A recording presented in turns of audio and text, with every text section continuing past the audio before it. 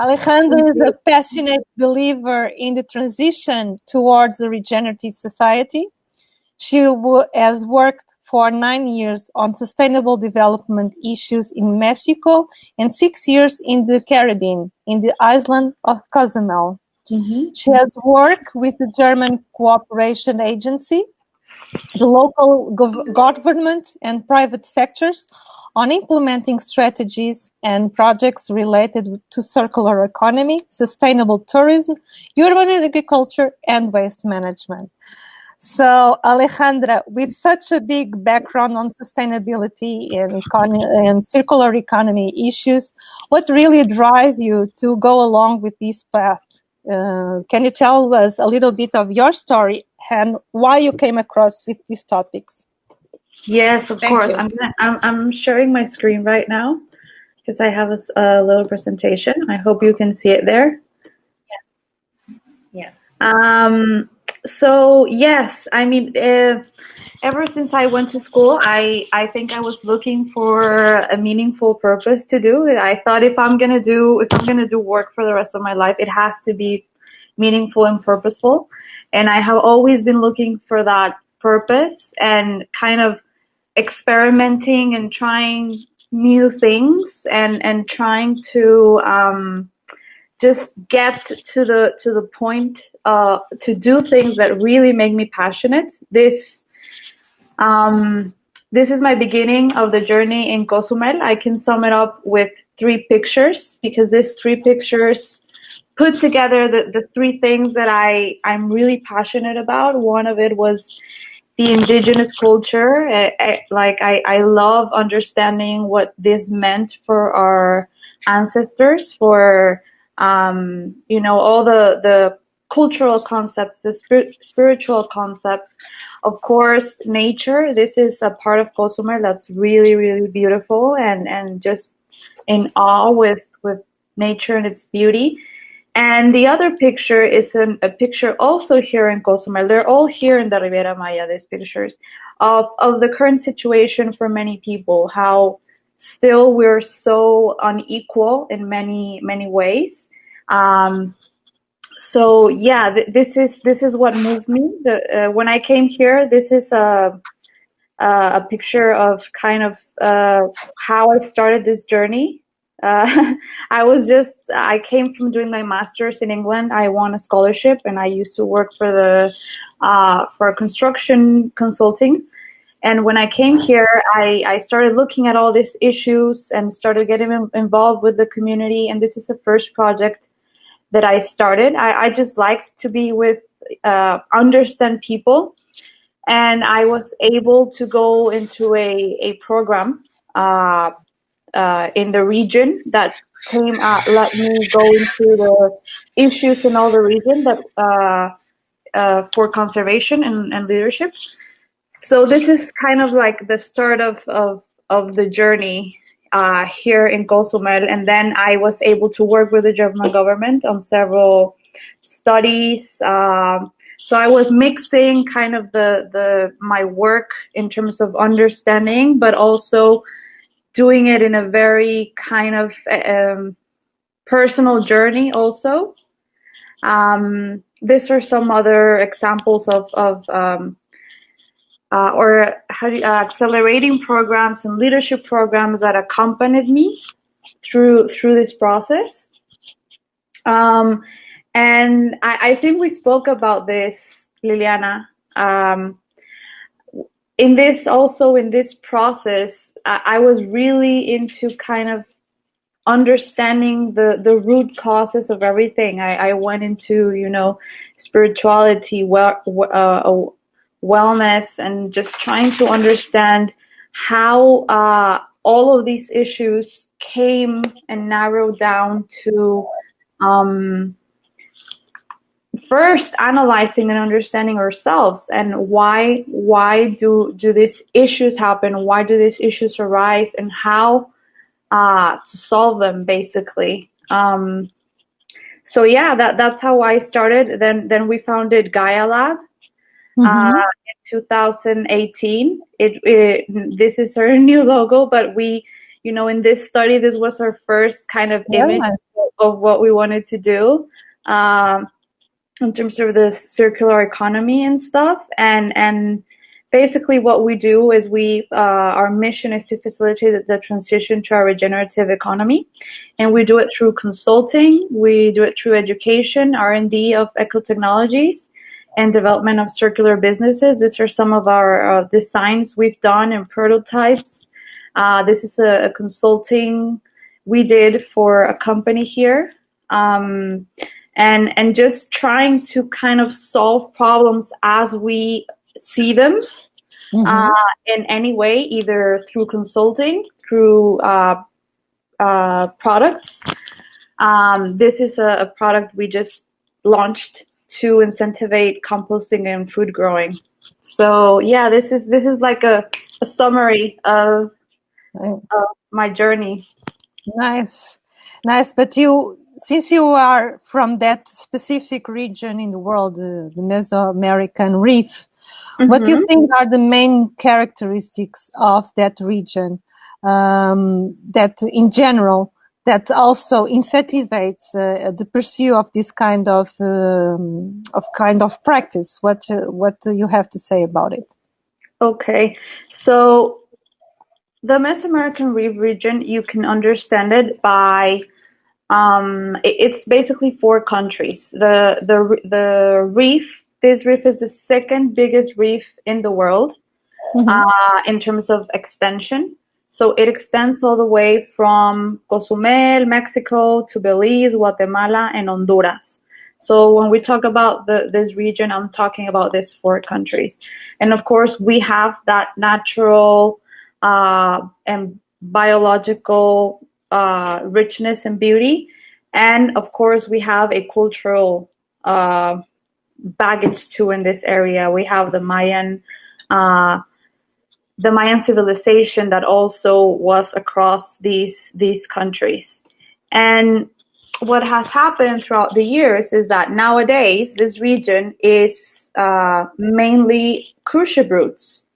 As these are some of the cruise ship routes that exist or existed, because with the coronavirus, it has been suspended.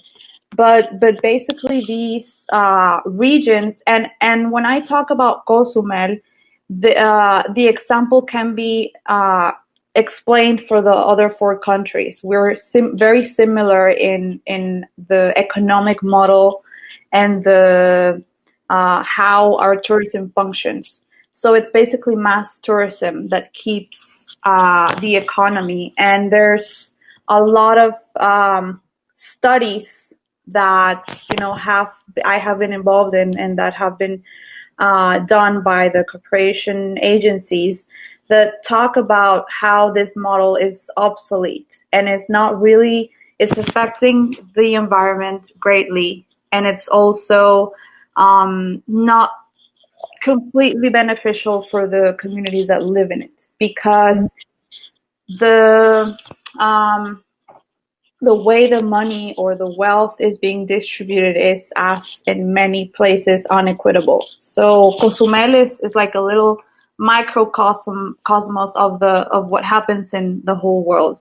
Big companies come, they set their own rules, and they give what they want to give. It's not the other way around.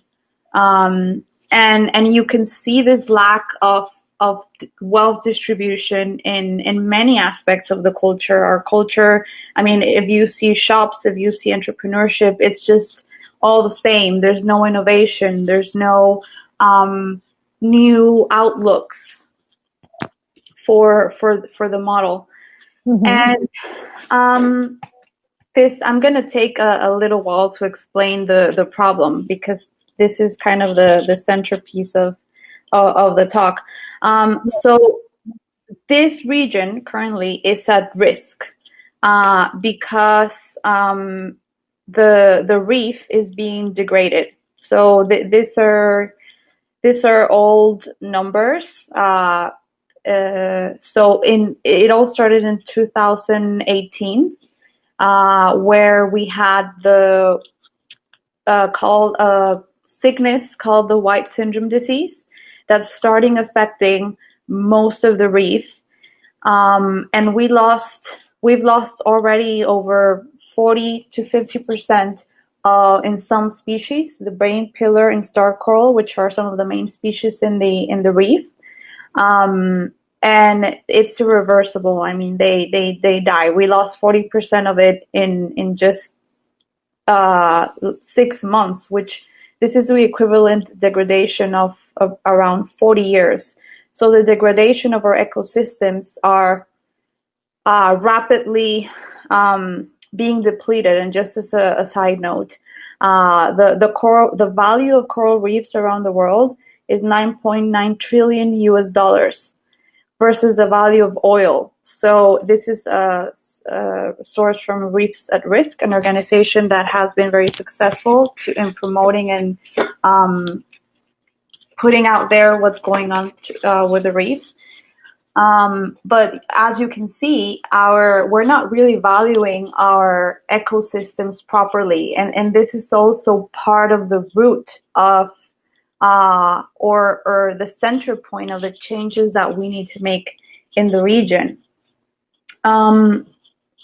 The direct causes for this degradation are insufficient or inadequate wastewater treatment plants. So all around the region, we either don't have proper sewage facilities, or if we do, they're insufficient or not efficient. So that's part of the problems of the sickness. The other thing was the bad tourism practices. So as you can see, that guy over there, people come and dive, but are unaware how fragile the ecosystems are. So they, step on them, play with it. The exceeded carrying capacity of the ecosystems. So with all the massive tourism from cruise ships, a lot of the cities do not have the capability of receiving that amount of people. And of course, ecosystems are starting to collapse. Part of the problems is we don't have sufficient environmental regulations, or if we do, they're not really enforced. This is a problem we have across the region, and you can see it in Mexico. You may have policies, but for some reason, government is always poor, and they don't have money to enforce it. Water regulations are not suited for the region. This is another big problem. So we may have water regulations for water treatment, but they are not. They do not comply with certain with higher standards like the Cartagena Protocol. They are just standards that apply for other regions of the country where we don't have the vulnerability that we have in this region. This is how much this area has grown. This is the picture here on the bottom is Playa del Carmen, which is right in front of Cozumel. It used to be the biggest growing city in Latin America some years ago. It was like a growth of 18% per year. So it's a lot, and you can see the impact in the ecosystems. This is, I think, 2 years ago here in the port of Cozumel with the arrival of sargassum. Of course, it's not only it's not caused by direct causes. These currents come from Brazil, but of course, once it arrives here and it mixes with our own water pollution problems, well, we have a bigger problem. As you can see in the pictures in the left, we have a karstic ground. So it's like a Gruyere cheese with many holes. Any drop of water that goes into the aquifer that, is where we get our water source, and it's connected directly to the reefs. So obviously, this big cities, a lot of them, people don't have proper sewage systems or proper toilets. This is why you saw some of our prototypes of toilets and waste treatment plants. So because we were trying to solve this as well through eco technologies. So Anyway, this is kind of the main issues. Of course, culturally, the last point, our culture is, you can see our culture in the pyramids, but that's it. You don't see a vibrant, live Mayan culture. That's lost. Um, so these are kind of the problems we face in the region. So actually, being a such rich place and region, and I understand that you are just right now doing the first steps of it, since what you are explaining right now. So, how you see the mindset, for example, of a region or a government that still understanding the steps to be sustainable, to actually engage into the mindset of regeneration that's a little bit further ahead. How do you see that? And actually, in this, since it's a place that lives almost from tourism, as I sense, and being tourism one of the major sectors right now with a huge impact with this pandemic, how do you see also this issue that people going there, maybe there are less tourists right now, so Yes. the impact, the environmental impact is less, but the economical impact is higher. So Yes. how you actually engage this thing together towards regeneration and not only towards sustainability, and what really that means. So what do you think about it? Yes, well, you just said it. It's a huge challenge, and yes, we are facing. Well, we're facing environmental crisis since 2018 because of the white syndrome disease. Entrepreneurs and government, of course, were very worried, and it sadly for the region and for us in Cozumel, it has been the case of being hammered by these crises. Otherwise, people are not. Everything would stay the same. That's the reality, because there has been. What's amazing, I find, about what is going on here is that we actually have done the work in terms of public policy. So this is what I'm showing you here is a study of I don't know if you know the GSTC, Global Sustainable Tourism Council. So we had a evaluation of the whole island, of the destination, and evaluated how sustainable we are. What are the steps, in a kind of very methodological way? What are the steps to being sustainable? And realize that in terms of governance, that is like a key point to start that path, because we had developed studies and strategies and stuff, but those are just, it's something people write, and several people are involved, but then how do you implement it? And the key, as you can see, there's 10 recommendations. Those are 10 recommendations that emanated from this evaluation, and the number one is to create a destination management organization. So it's an organization that brings government, the social sector, the private sector together to start implementing these visions. And we are currently in the process of doing so, but it has taken us 6 years since I've been here. We've been talking about that. This is just an image of all the public policy that is in place, so we can actually, it's like we have the architecture, the legal architecture to do it, but now it really relies on the human potential of doing it. We have a state circular economy law.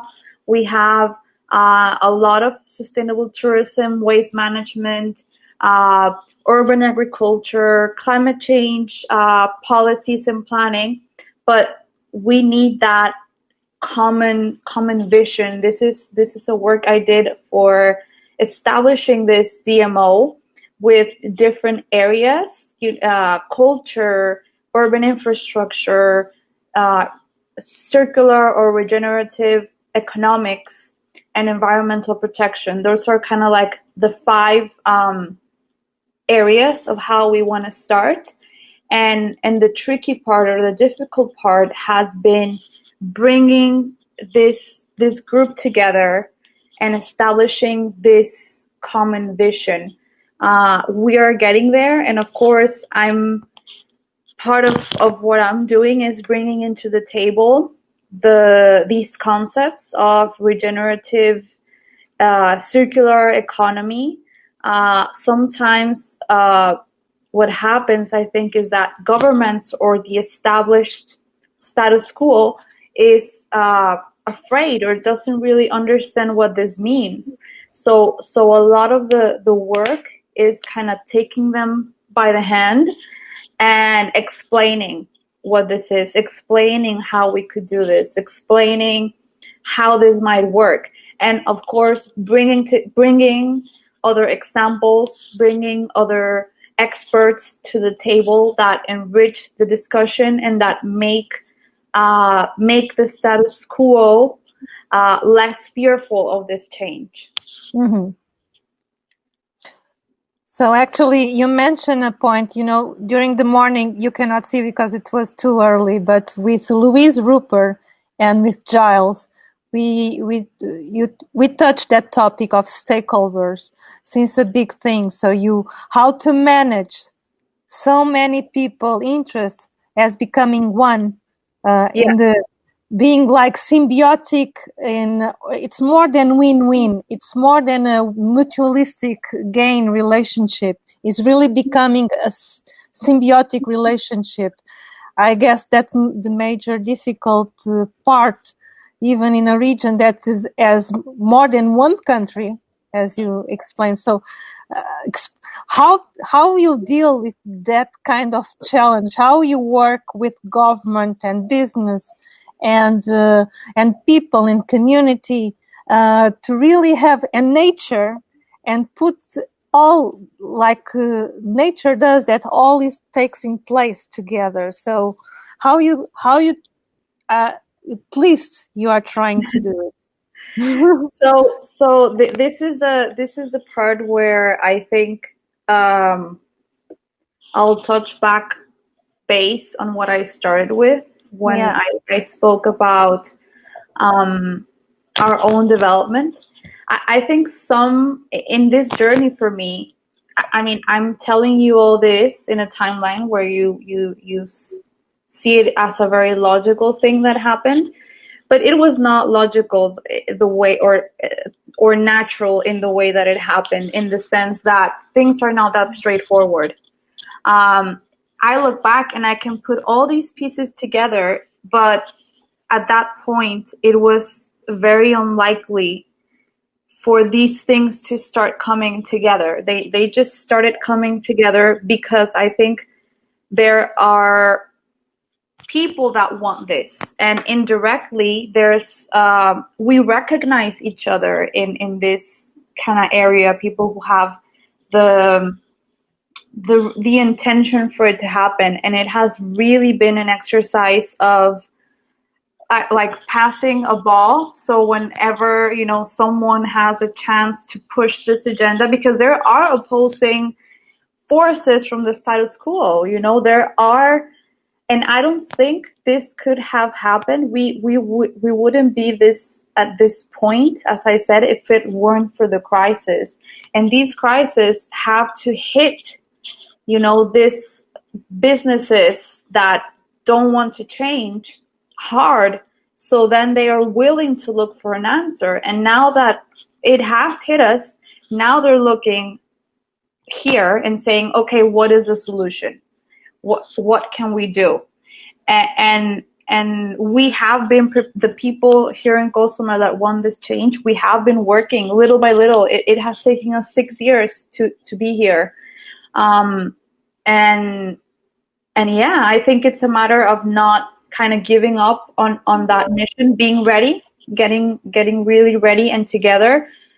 So when the time is right, we are there. Unfortunately, well, we have obviously the support of international organizations like the German government and other organizations really help push the vision and the agenda. So it's a matter of getting together locally, but also finding kind of this international support so we Mm-hmm. can convince the people in the government and in the power, etc.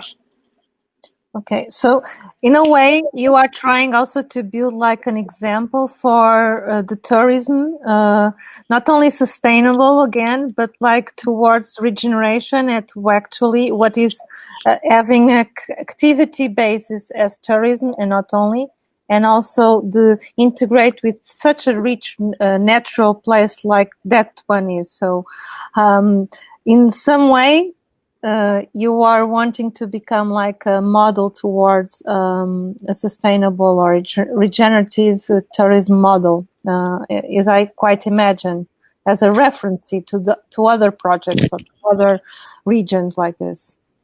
Yes, I think a lot of the things that we are starting to visualize are quite new in a new approach. And a lot of what happens here is that you need to see other cities doing it, so then that other parts of the region also come forward.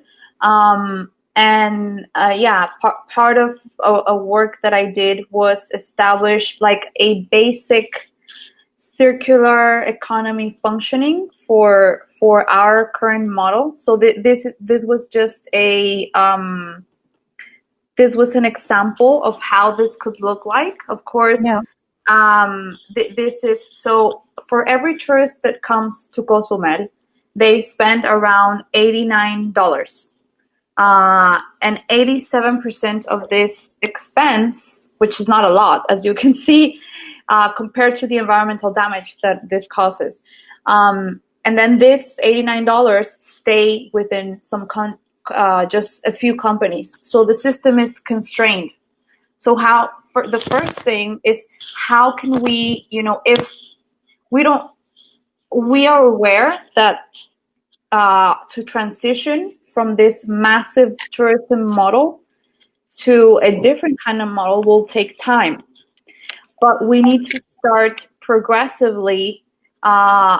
How do we progressively achieve well-being for everyone? So a good answer here that is brought by the regenerative economy and circular economy thoughts is on value chains. Really analyze the value chains. So if a tourist comes here and then they spend their money on food and beverages and tours, buying local souvenirs, so how can we make those value chains really benefit the community?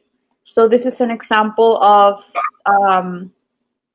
cruise ship tourism comes, they go to restaurants or hotels, and then how can we use the waste that's produced in all these places to transform them into subproducts, energy, fertilizer. We have a really big problem here with glass and with plastic. So how can we use those waste resources that are just filling our landfill? We're in an island, and everything's going to our landfill. So there's a proposal to start doing our own building materials with these things, our own, to start having a kind of like a local infrastructure transformation center. We're 100,000 inhabitants, so it's not that many people. We can easily start with this circular model. Another example and idea that is really being explored is how can we convert the diving industry into being practically extractive with all the damage that it causes to being regenerative. How can we develop business models where the center of the business model is to actually regenerate the reef? So instead of bringing people to natural protected areas and worrying about the harm, why not create tourism products where, you know, the base of it is coral farming or coral nurseries where people come and understand how it, you know, how it works before they even go and dive. Mm-hmm. So people are aware, because a lot of people that come in the cruise ships, they don't even know what part of the country, what part of the world they're in. They're just drinking tequilas and, you know, thinking they're Yeah. somewhere in the Caribbean.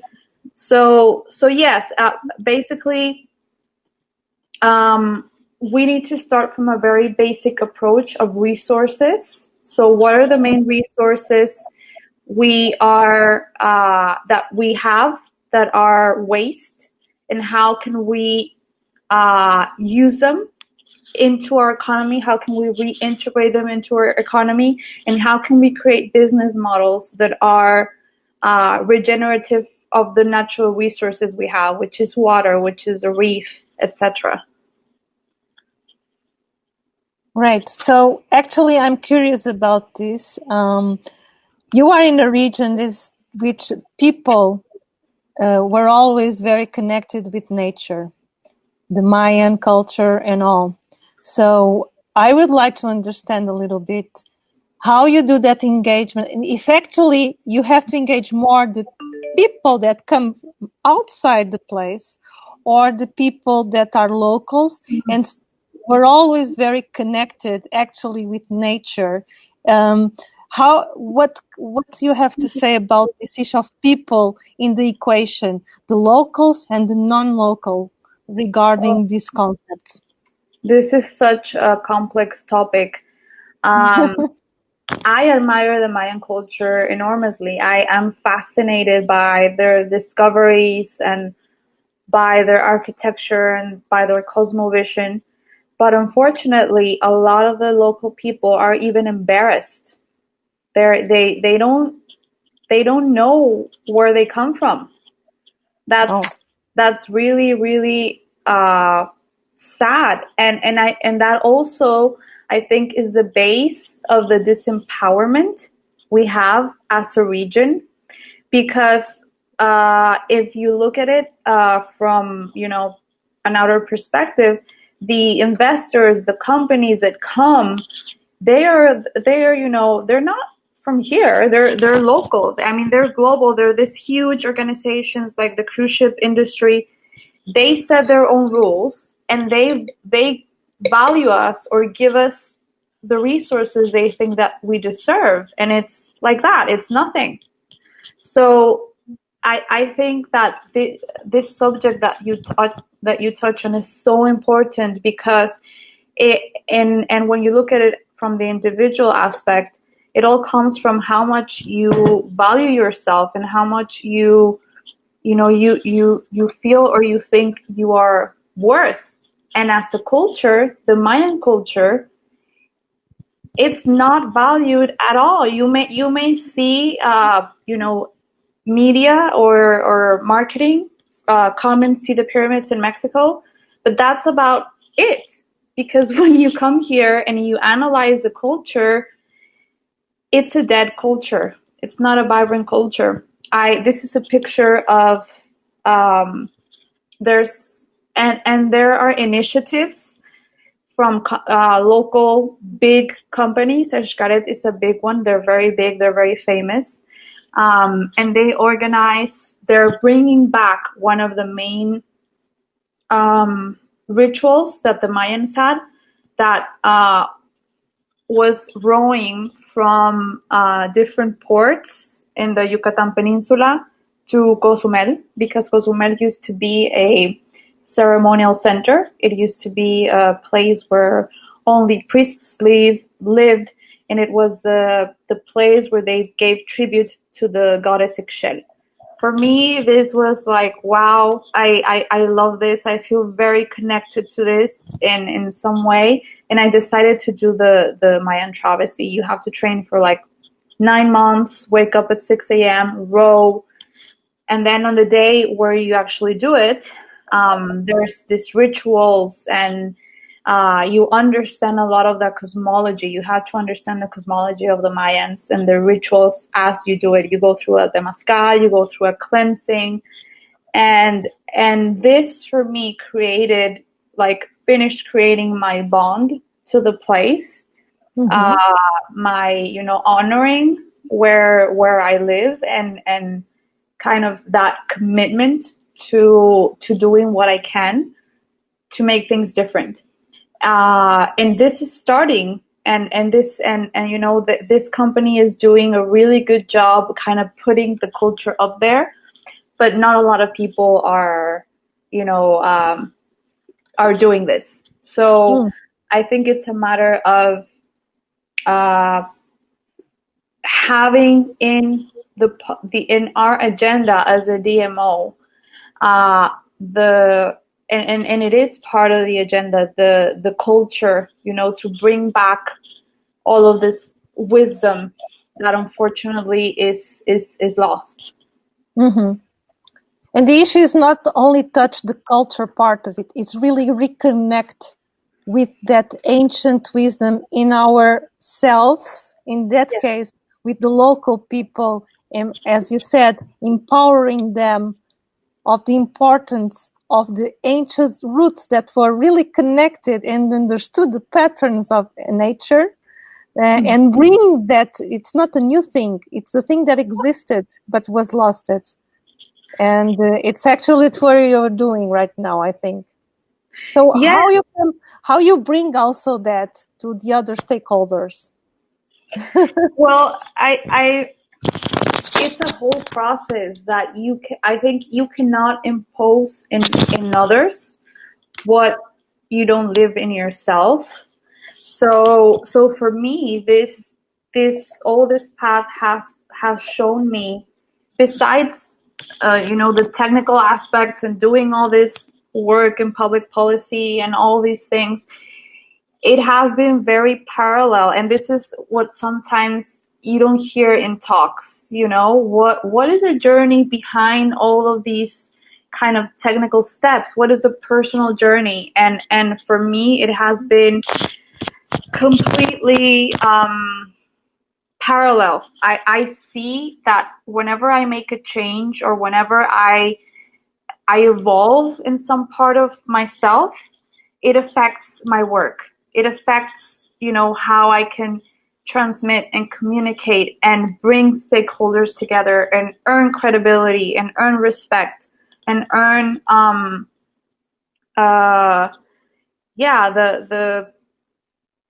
the responsibility, and at the same time power to be heard by your community. So I think it's also this journey of, you know, transitioning to a regenerative economy and bringing all these things to happen definitely has to start with oneself, and the people who are pushing for this to really develop a coherence within ourselves, integration of, and it sounds very easy, to, you know, to have the integrity and the coherence of what you think and what you say and what you do are aligned. That by itself, that coherence process can take years, because we may think we are coherent, but then when you start analyzing your thoughts and what you think and how you approach things, you really have to go in deep to see how well aligned you're with your mission. And then this is something that has happened to me all the time. The more I'm aligned or coherent with that, the more that I get, you know, opportunities and moments to be part of this. A lot of the things that I have been involved in, I have not planned them. I have definitely worked, you know, constantly, but I have not planned them. It's just like I'm there at the right time, at the right place, and I'm part of this. So how Cozumel Island, since I know that you are so passionate about it, Mm-hmm. could be an example, could serve as an example for other islands that Mm-hmm. have the same challenges and same characteristics.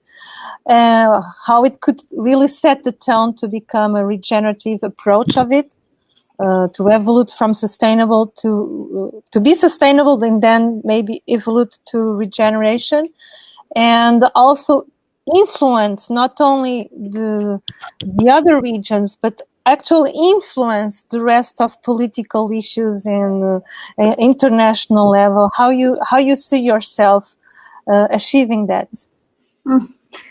Yes, I think that's a long life challenge. Long life, but yes, I think we are taking the first steps. As I said, I think the step number one is to be able to have a common vision as an island, and that's the step that we're taking right now, legally and formally forming this intersectoral group where, first of all, we set new governance systems. Mhm. That's part of the challenge. I think that will take us some years to establish first this organism that is able, and when I talk about governance, I mean we already have government, but the government uh, in Latin America, the way the government works in Latin America is inefficient because of corruption. Basically, one of the main issues is corruption. So if we're transitioning from government to governance, where we basically where different sectors of society are more empowered and there's more transparency, that's kind of like the step one, which we are in the process of doing. The step two is when we have this organization, and governments say yes, we want to do this, private sector says yes, we want to do this, and we all come together with a common vision and a strategy to achieve it. That strategy includes, of course, a vision for 10 to 20 years of what we want to do, and projects, key projects that now have to integrate recovery, have to integrate our recovery strategies, and have to integrate our biodiversity protection protocols, conservation, sustainable tourism, and of course a general vision of a regenerative or circular economy. And how we start this, or how we achieve this, is we want to have at least for the next 10 years 5 key projects that are able to be catalyzers for these things, for the turning of the economy, starting with waste. So how can we use waste as a resource? That's one of the key projects that we want to establish. Of course, culture. How can we bring back culture? Economic. We need to start a really important program in regenerative or circular economy development. So instead, for the new generations especially, so people here, what they do is they either establish like a food stall or just very typical businesses that are not necessarily regenerative, but how can we establish micro in Latin America? Micro businesses are a key point for development. So a focus on micro entrepreneurship is key. How can we teach the new entrepreneurs or people who are looking to make a living? How can we develop business models, small micro business models that are regenerative at its starting point? Here is a model of like a small example of what would work in a place like Cozumel, where we have like a circular value chain. So it starts here. We have, there's coffee places. So the coffee places produce coffee grounds as a waste. And then we have this micro entrepreneur, that doesn't exist yet. This job position or this type of company does not exist yet here. So his infrastructure is this truck. We have these trucks all over the island, these little motorbikes. So what he does is he collects the coffee, he collects PET, and then he resells it, or has a business that transforms PET into filament. Of course, if we have the infrastructure here to use to transform and use that filament for products that can sell to the tourism sector. And then we have agriculture. We used to have agriculture here in Cozumel, but not anymore. So we're an island that does not produce our own food. We have to bring everything in. Everything comes in from outside.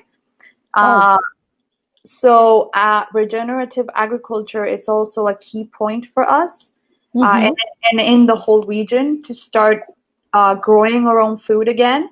So collect, food waste, help, and with the help of big organizations and academia, have the infrastructure so these farmers can start producing food that's also innovative, that's appealing to sell to a luxury hotel, or because we need to value the place where we are in right now. Instead of receiving this massive tourism, why not receive people that are willing to pay more to view all the natural richness we have, and that value this organic, locally produced food that their chef is gonna produce. So this is kind of like an example of integration of small businesses that has not been done, and that has the potential of working and bringing jobs to people. Right. So you also, I imagined right now in the future, you also going to work with this, because this is the perspective, but working really with people to understand how to engage also with self. So this could be a higher, and you also set the tone of it as an example by your own journey to the other's journey to really make the process going on. It's not just an issue, because this is the easy part of it. Yes. It's just putting things in technical issues, but how people really go ahead from this and really inside of them really go further. I think wow, that's a challenge. To me, that I don't know what you think, but I think that inner development is not something that an external person can push on you. It's kind of something that you have to do on your own, unfortunately. I think human evolution and the willingness to go on that path is a very personal thing. I've seen I've tried before to impose this to people I know, to partners, and it does not work in my experience. I think each one has to find their own way, and you can only be an example. You can only be an example by showing your work, by who you are, and if someone learns from that and wants to learn from that, that's great. I don't know what you think about this. I think you are totally right. I think that's not random, that you had your own journey, so that you can set the example. That's only the thing that you can set by oneself being on the path and being serving as example, by being inspiration, not being forced to it. I think you're totally true. So and of course you have to put sometimes it is true that people need the tools, and people don't know where to find those tools. So I think that part of creating this organization and putting forward these projects, I think part in these projects we definitely have to integrate a vision of education towards our culture, but then that brings something back to ourselves in terms of tools so they can reflect. I agree that if I had the power to put out a program for people to do or attend, I definitely would. And then whoever really wants to go on that journey, they have that tool there. Mm-hmm. Mm-hmm. Yeah. I think Shreya has a question for you. And if you can only unshare the screen, that would be great. Yes. Okay, well, I just want to add some questions, Alejandra, before finish. You can answer all of them, or if we don't have time, you can just answer some of them. Well, to wrap it up, what is for you co-creating a regenerative world? How are you personally and professional contribution to it, and how do you think Amarna Vida can contribute to it too, and how the people that are listening to us contribute, maybe if they are living in an island or in another country, but yes, in this about regenerative work. Yeah, well, as I mentioned, I think the main thing I can do is work first on being coherent, on that integration, on maintaining, being able to regenerate myself, because this is a long mission, and you have to be able to do it well in spirit, mind, body. So first of all, to take care of myself and just be very mindful, focus on the individual, to be able to affect these changes and really drive this the best way possible. And be that implies being able to share with other people who are also hopefully on that process, because when the other people are not in that process, then it becomes more difficult.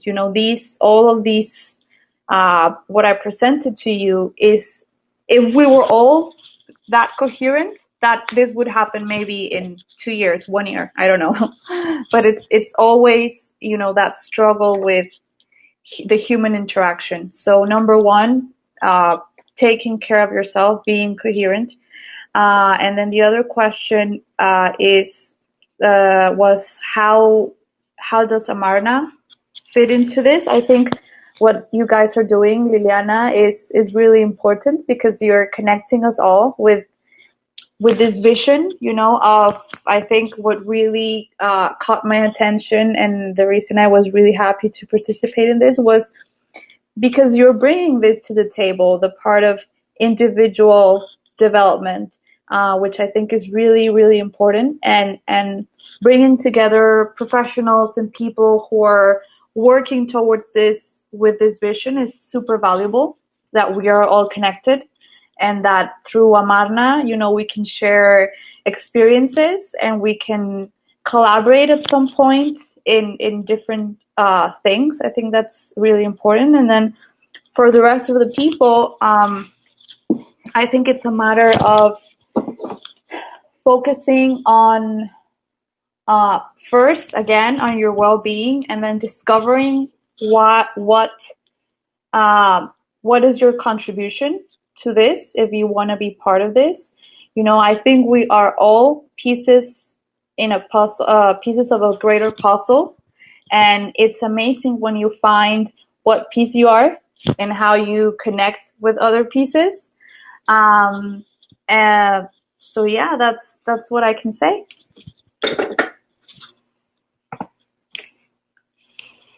Okay, thank you so much for this amazing talk. I have the last question, but not the least.